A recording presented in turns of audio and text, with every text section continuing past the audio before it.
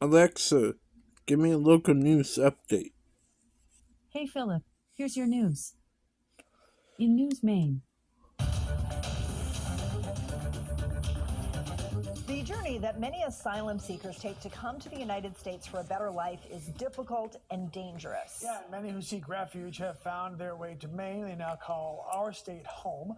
Our Hannah Yashimi spoke with a couple of people who shared their stories with us. Hey, Hannah. Good morning, Lee and Sharon. Many asylum seekers come to the U.S. because they say they have no other choice. They needed to escape the crime and persecution that made life unbearable for them and their families. While they wait for work permits in the U.S., many have to rely on general assistance just to get by. I left Uganda in January 2021, and I was running away from the political problems that I faced back home in my country. And I was looking for where I could start life over again after being traumatized by the harsh treatment by the government in my country. So harsh that Edward decided to take his family, including a 1-year-old child, to the United States by way of Mexico. And it was very, very hard, very hard. A journey Joao and his family know all too well. They came here from Angola. Nous avons marché plus de 3 heures, 4 heures du temps pour arriver à un autre pays. Après ce pays-là, on part à un autre pays. C'était plus de 10 ou 11 pays que nous avons passé pour arriver ici à Maine. Once in Maine, both Edward and Joao relied on Greater Portland Family Promise, a nonprofit that has been helping asylum seekers find temporary and long-term housing.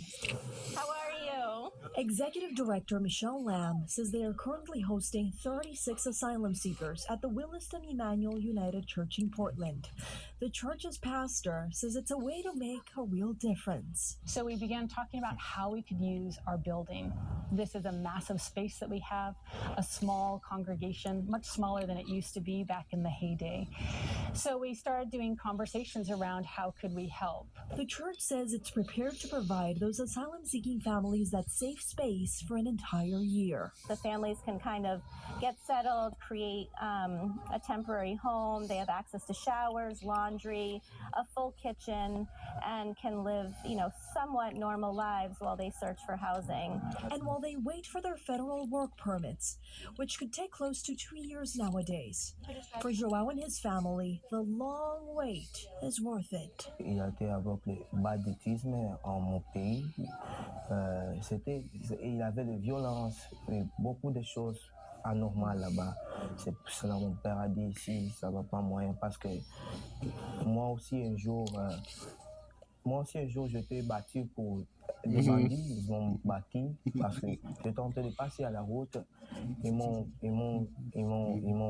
pris mon téléphone, tous mes biens et ils m'ont battu. Joao and his younger sisters are going to school right now, while his parents patiently wait for their work permits. For Edward and his family, after a year of sleeping in a hotel, they finally found a unit in Portland with Avesta housing. Wow, this is a nice company, I think. So I really wanted to know more about Avesta. Edward says he's so thankful to Avesta for accepting his application for an apartment that he knows just the right way to give back now that he has his work permit. And try to enter into the construction because I didn't have much. I'm a handyman, but I never had any training before. I was doing things out of my creativity that has allowed him to put his head and hands together to fix basic resident issues. Edward is now a maintenance technician for the housing company after getting a construction certificate with SMCC. Man, we just enjoy using the tools and working, and sometimes I forget that even I have to go for lunch.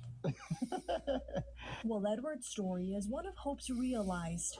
Michelle says that's not the case for every asylum-seeking family. Greater Portland Family Promise is still receiving a lot of calls from people looking for shelter, and unfortunately, we already have a waiting list for our shelter here at Williston Emmanuel, and we are not taking new clients for our case management. So it's really hard knowing that we are maxed out, which I'm sure a lot of other agencies are.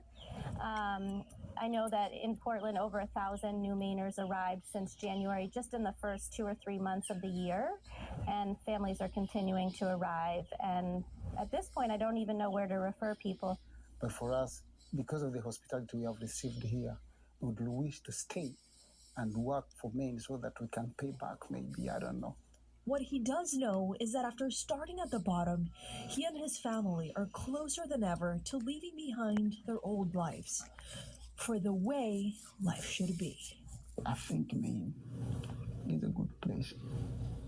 Yeah, it's a good place. Michelle also tells me Greater Portland Family Promise is looking into ways of creating more permanent housing solutions for families and to maybe turn former religious buildings into permanent affordable housing units.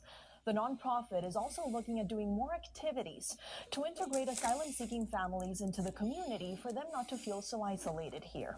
Hannah Yashivi, News Center Maine.